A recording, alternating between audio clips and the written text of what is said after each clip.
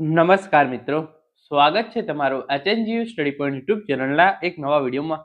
14,000 કરતાં પણ વધારે જગ્યાઓ માટે નવી સરકારી નોકરીની ભરતીની જાહેરાત કરવામાં આવી છે, જેના માટે અત્યારે ઓનલાઈન ફોર્મ ભરવાનું શરૂ છે. તો આજના આ વિડીયોની અંદર આપણે આ ભરતી વિશેની સંપૂર્ણ માહિતી જે છે એ જોવાના છીએ. જેની અંદર વિવિધ શિક્ષકોની ભરતી કરવામાં આવી રહી છે, junior clerk, senior clerk, librarian, stenographer વગેરે જેવા પદો પર જે છે એ ભરતી કરવામાં આવી રહી છે. અને કુલ 14,000 કરતાં પણ વધારે જગ્યાઓ છે એના પર જે છે એ આ ભરતીની જાહેરાત કરવામાં આવી છે. તો જોઈએ આજના આ વિડીયોની અંદર આપણે આ ભરતી વિશેની સંપૂર્ણ માહિતી. તો તમે જોઈ શકો છો 14,000 કરતાં પણ વધારે જગ્યાઓ માટે નવી સરકારી નોકરીની ભરતીની જાહેરાત. ઓનલાઈન ફોર્મ ભરવાનું અત્યારે જે છે એ શરૂ છે. લાયકાત જે છે એની અંદર સ્નાતક અને અનુસ્નાતક રાખવામાં આવેલું છે, એટલે કે તમે કોલેજ જે છે એ પૂરી કરી લેવું જોઈએ.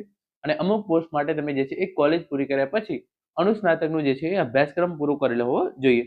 વિવિધ શિક્ષકોની ભરતી થવા જઈ રહી છે. Junior clerk, senior clerk, stenographer અને લાઇબ્રેરિયન વગેરે જેવા પોસ્ટ માટે જે છે એ આ ભરતી થવા જઈ રહી છે. તમે અહીં જોઈ શકો છો. જે સૌપ્રથમ પહેલા જે ટીચિંગ પોસ્ટ છે એના વિશે તમે જોઈ લો. જે આસિસ્ટન્ટ કમિશનર છે એની જે છે એ 8 જગ્યાઓ છે. આસિસ્ટન્ટ કમિશનર એનવીએસ ની અંદર જે છે એ 9 જગ્યાઓ છે. પ્રિન્સિપલ કેબીએસ ની અંદર જે છે એ 134 જગ્યાઓ છે. પ્રિન્સિપલ એનવીએસ ની અંદર જે છે એ 93 જગ્યાઓ છે. વાઇસ પ્રિન્સિપલ કેબીએસ ની અંદર 58 જગ્યાઓ છે. કેવીએસ પીઆરટી ટોટલ જે છે એ એટલે કે પ્રાથમિક શિક્ષકોની 3,365 જગ્યાઓ છે. કેવીએસ પીજીટી અને તમે અહીંયા જોઈ શકો છો 1,465 જગ્યાઓ છે. પછી એનવીએસ પીજીટી ટોટલ જે છે એ 1,513 જગ્યાઓ છે. એનવીએસ પીજીટી લેંગ્વેજની જે છે એ 18 જગ્યાઓ છે. એનવીએસ ટીજીટી એટલે કે જે છે સ્નાતક કક્ષાએ કરેલું હોય એવા ટીચર્સની 2,978 જગ્યાઓ છે. અને એનવીએસ પીજીટી થર્ડ લેંગ્વેજ જે 17 અલગ અલગ લેંગ્વેજ છે એના જે છે એ શિક્ષક માટેની 443 જગ્યાઓ છે એના માટે જે છે એ ભરતી થવા જઈ રહી છે. પછી જે નોન ટીચિંગ પોસ્ટ છે એની અંદર તમે જોઈ લો. એડમિનિસ્ટ્રેટિવ ઓફિસર કેવીએસ ની અંદર જે છે એ 12 જગ્યાઓ છે. ફાઇનાન્સ ઓફિસર એની જે છે એ 5 જગ્યાઓ છે.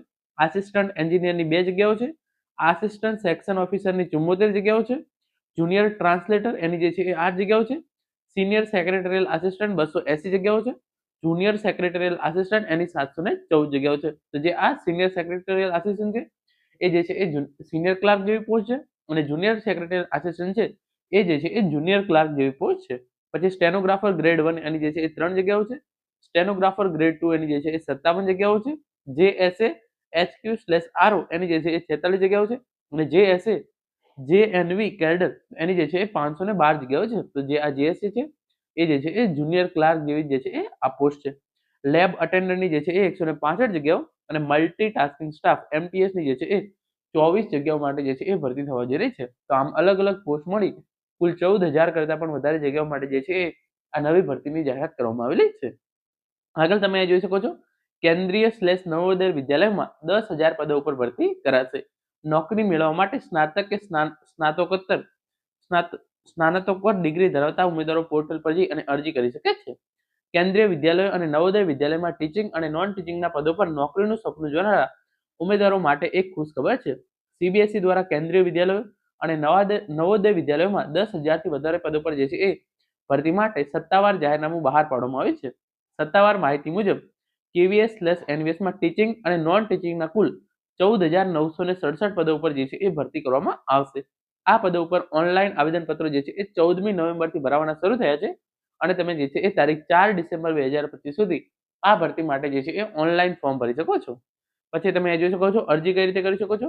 રજીસ્ટ્રેશન કરવા માટે ઉમેદવારોએ પહેલા સત્તાવાર પોર્ટલ પર જઈ ઓનલાઈન રજીસ્ટ્રેશન કરવાનું રહેશે. ત્યારબાદ વ્યક્તિગત માહિતી દાખલ કરી રજીસ્ટ્રેશન પૂર્ણ કરવું. જરૂરી દસ્તાવેજોની સ્કેન કોપીને અપલોડ કરવી. ત્યારબાદ નિયત રજીસ્ટ્રેશન ફી ભરવી. આખરે તેની જે છે એ પ્રિન્ટ આઉટ કઢાવી લેવી. જે ઓફિશિયલ વેબસાઇટ છે અપ્લાય કરવા માટેની એની લિંક તમને નીચે ડિસ્ક્રિપ્શન બોક્સની અંદર મળી જશે. તમે જોઈ શકો છો અલગ અલગ પોસ્ટ માટે જે છે એ અલગ અલગ લાયકાત અને વય મર્યાદા છે. ટીજીટી, બીજીટી અને પ્રિન્સિપાલના પદો માટે અરજી કરવા ઉમેદવારો પાસે ભરતીમાંની કોઈપણ માન્યતા સંસ્થાનું સ્નાતક, અનુસ્નાતક તેમજ બીએડ કે એમએડની ડિગ્રીનું પ્રમાણપત્ર હોવું જોઈએ.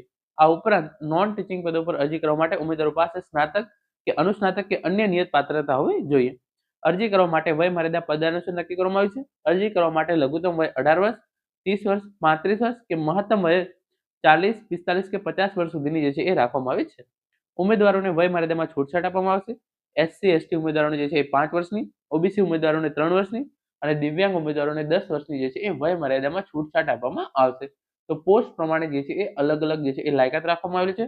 જે આનું ઓફિશિયલ નોટિફિકેશન પીડીએફ છે એ તમને ટેલિગ્રામ ચેનલની અંદર મળી જશે. તો તમે ત્યાં જઈ અને તમે જે પણ પોસ્ટ માટે અપ્લાય કરવા માંગતા હોય એનું જે છે એ ક્વોલિફિકેશન અને વય મર્યાદા જે છે એ જોઈ શકો છો.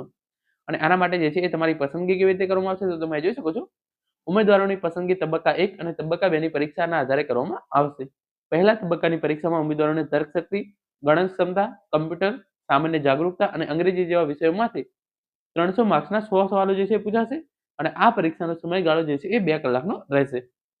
આ પરીક્ષાના સફળ ઉમેદવારોને બીજા તબક્કાની પરીક્ષામાં બોલાવવામાં આવશે, જેમાં 100 ગુણના જે છે એ 70 પ્રશ્નો જે છે એ પૂછવામાં આવશે. તો આમ તમારી જે છે એ તબક્કા 1 ની પરીક્ષા લેવામાં આવશે અને એના પછી તમારી તબક્કા 2 ની જે આ પરીક્ષા છે એ લેવામાં આવશે. તો આ રીતે તમારી જે છે એ 2 પરીક્ષા લેવામાં આવશે અને એના આધારે જે આ 14,000 કરતાં પણ વધારે જગ્યાઓ માટે જે છે એ ભરતીની જાહેરાત કરવામાં આવી છે એના માટે જે છે એ આ જગ્યાઓ ભરાશે. તો મિત્રો આ હતો આજનો વિડીયો, જેની અંદર આપણે કેન્દ્રીય વિદ્યાલય અને નવોદય વિદ્યાલયની અંદર 14,000 કરતાં પણ વધારે જગ્યાઓ માટે ભરતીની જાહેરાત કરવામાં આવી છે એના વિશેની સંપૂર્ણ માહિતી મેળવી છે. આશા રાખું છું આજનો આ વિડીયો જે છે તમને ચોક્કસથી ઉપયોગી થશે. Thank you so much for watching.